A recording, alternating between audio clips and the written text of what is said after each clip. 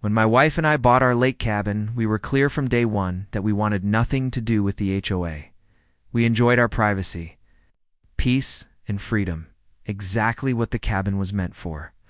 But Karen, the self-appointed queen of the HOA, couldn't stand that someone was living happily without being under her thumb.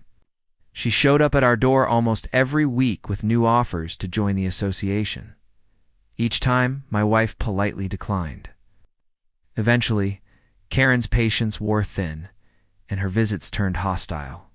"If you don't join," she sneered one afternoon, "we'll make your life miserable." A few days later, the harassment escalated. As my wife was watering the flowers outside the cabin, Karen stormed down the path, her phone glued to her ear.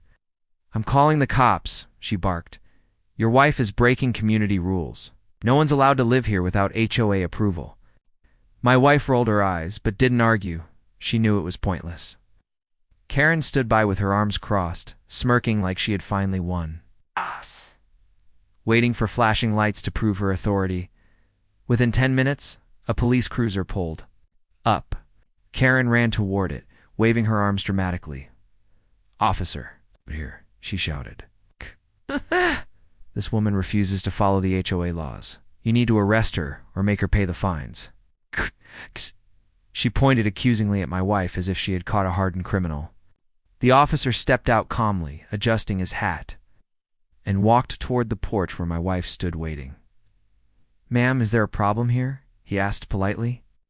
Before my wife could respond, Karen jumped in again. "Yes, there's a problem. She won't join the HOA, and everyone here is required to.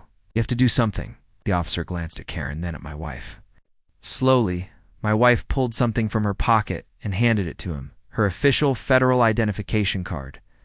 The officer froze for a second, his expression shifting. Then, in a crisp motion, he straightened and saluted. "Understood, Commander," he said firmly. Karen's jaw dropped, her face turning ghostly pale. "See, Commander," she stammered, her voice cracking. The officer gave Karen a sharp look. "Ma'am, filing false complaints and harassing residents isn't just disruptive, it's unlawful. Consider this your final warning." Karen's bravado melted instantly. Without another word, she spun on her heel and stormed off, her son tugging at her sleeve from the yard. My wife simply thanked the officer and returned to her flowers, calm and unbothered. From that day on, Karen never again brought up the HOA to us because she finally understood some doors you just don't knock on.